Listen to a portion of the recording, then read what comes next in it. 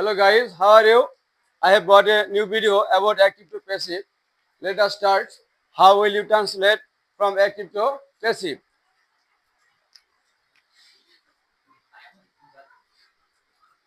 He will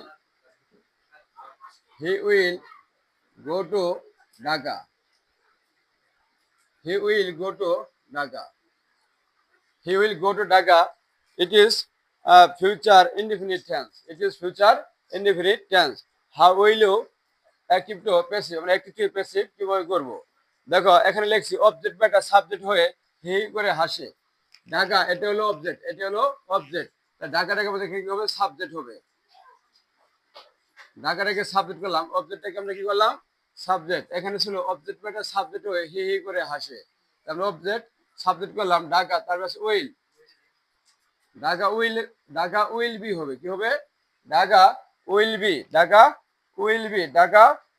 B হবে কেন ঢাকা হলো থার্ড পারসন ঢাকা কোন পারসন থার্ড পারসন এরপর হবে উইল বি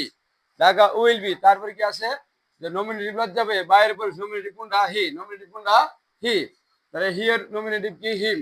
আমরা বাইরের পরে বসে বাই এবং হিম দুটো একসাথে চলে নমিনেটিভ কাকে বলে হোয়াট ইজ নমিনেটিভ হলো যে কর্তৃকারক যে কাজ করে সেই নমিনেটিভ তুমি কাজ করো তুমি নমিনেটিভ আমি কাজ করি আমি নমিনেটিভ যে কাজ করে সেই নমিনেটিভ তা Dhaka will be by him অর্থাৎ কি হলো অবজেক্ট বেড়া সাবজেক্ট হয়ে হি করে হাসে নমিনেটিভ লজ্জাবে বাইরের পরে বসে এই যে হিট হলো এখানে নমিনেটিভ কেস এই নমিনেটিভ বাইরের পরে চলে গেল তারপর কি আছে দেখো মূল ভার্বের পাস্ট পার্টিসিপল হয় এই যে মূল ভার্ব কোনটা মূল ভার্ব হলো এটা মূল ভার্বের পাস্ট পার্টিসিপল হয় মূলের পাস্ট গয়ের পাস্ট কি গন মূল ভার্বের পাস্ট পার্টিসিপল হয় তার আগে বসে টু বি মহাশয় এই এখানে টু বি ভার্ব বসলো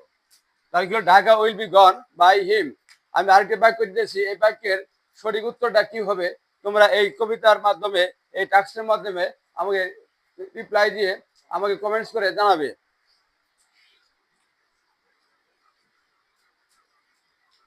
দে উইল প্লে ফুটবল তারা ফুটবল খেলিবে এটার অ্যাক্টিভ টু প্যাসিভ কিভাবে হবে উত্তরটা আমাকে পরবর্তী কমেন্টস মাধ্যমে জানাবে ধন্যবাদ সবাইকে ভালো থেকো আসসালামু আলাইকুম